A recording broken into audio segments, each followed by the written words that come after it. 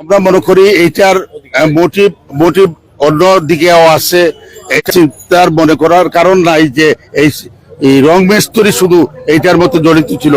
আমরা মনে করি এইটার মোটিভ আপনারা বহু গভীরে প্রশাসনকে জোর দাবি এবং অনুরোধ করব, যাতে আমাদের সিলেটবাসীর এই ধরনের ঘটনা পুনরায় না ঘটে। এই মেইন মোটিভটা বাইর করে এইটা প্রকৃত তদন্ত করে মোটিভটা বাইর করে এনে সবার সামনে প্রকাশ করা হোক এবং উপযুক্ত শাস্তি দেওয়া হোক, এইটাই আমরা আশা করি ইনশাআল্লাহ। এটা আমার কাছে মনে একটা নাটক। এটা আসলে এইটা যদি হয় তাইলে সে এরা মারবে কেন এবং পরিবারের সবাইকে মারবে কেন? মারা তো মানে এটা লোমর্ষক, এটা তো আপনার সবাই করে গেছে। আমরা সর্বোচ্চ শাস্তি চাই। আমরা যেই ঘটনাকারী হোক, যারাই জড়িত হোক, সুষ্ঠু তদন্ত চাই। যদি সঠিক হয় তার লাইফটা মাঝে কোনো নাই। আর তাই যে সময় লাস্টে আমার তার সম্পত্তি লইয়া আছে, আমার একদিন গল্প করছে মনামালা কিছু সম্পত্তি লইয়া তার একটা বেতার চলে। এখন আমার সন্দেহ লাগে ওগুলা তদন্ত করলে আসল মনে পারে। পুলিশ আমাদেরকে বলছেন যে ওই মেয়ের সাথে ওনার একটা প্রেমের সম্পর্ক আছে এবং অনৈতিক উদ্দেশ্যে উনি ঢুকছে, সেই কামনা বাসনা পূর্ণ করতে না পেরে ওকে হত্যা করেছে। এখন আমাদের প্রশ্ন হলো গিয়ে যে এই একটা ছোট মেয়ের সাথে এই অত বয়স্ক মানুষের প্রেমের সম্পর্কটা কেমন যেমন যায় না লাগে, এখানে একটা অসঙ্গতি আমরা গণ্ড পাই। সেকেন্ডলি হলো গিয়ে যে এই মেয়েটাকে যদি সে অনৈতিক সম্পর্কের জন্য যাবে, তা চুরি নিয়ে যাবে কেন? এইখানে কিন্তু একটা সন্দেহের ব্যাপার আছে। গতকাল কিন্তু পুলিশ তন্ন করে আপনাদের সামনেই খুঁজছে, কিন্তু কোনো অস্ত্র পায় নাই ওই যে খালি প্লটে। আজ সকালে কিন্তু সেখানে একটা অস্ত্র পাওয়া গেছে।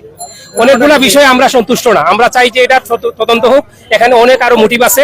পুলিশ চাইলে অনেক কিছু পারবে, আমাদের বিশ্বাস সেটা পারবে, এবং আমরা যারাই তাকুক জড়িত তাদেরকে আইনের আওতায় এনে ফাঁসির কাজটি ঝুলানো হোক। বয়স্ক একটা মেয়ের সাথে প্রেমের সম্পর্ক আসলে যায় না। এটা যেমন কেমন একটা আমাদের কাছে ব্যাকআপ লাগে। সেকেন্ডলি হইল গিয়া সে যদি ওনার সাথে অনৈতিক সম্পর্ক করতেই যায়, প্রেমের সম্পর্ক তাকে অস্ত্র নিয়ে দেখবো না, চুরি নিয়ে দেখবো না।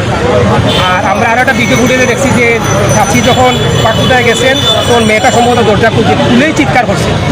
সে তো দস্তাদস্তি না করে সে প্রথমেই কেন হত্যা করতে গেল। এখানে অনেকগুলো বিষয় আমরা কাছে আসলে স্পষ্ট নয়। আমরা চাই যে এটা তদন্ত করিয়া অরিজিনাল ঘটনাটা বাড়িয়ে এবং এই লোকটা যখন হত্যা করে বাড়িয়ে দেয়, আমাদের যে সিসিটিভি ফুটেজ দেখানো হয়েছে সেই ফুটেজে তার কোনো রক্তের কোনো চাপই নেই তার শরীরে। 3টা মানুষ হত্যা করার পরে তার শরীরে কোনো রক্তের চাপ নাই।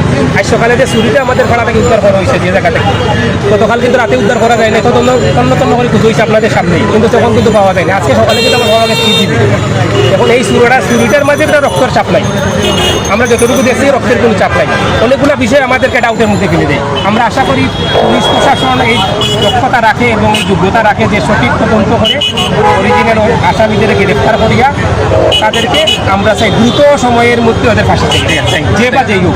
আমরা মনে করছি যে ওনার পারিবারিক কিছু সম্পত্তি নিয়ে বিরোধ আছে, সেই বিরোধও এখানে তদন্তের স্বার্থে তদন্তের কারণ হলো যে বিগত কিছুদিন ধরে আমরা শুনতে পাচ্ছি যে ওনার মামলা চলতেছে মদন মোহন কলেজের একটা জায়গা নিয়ে, এবং সেই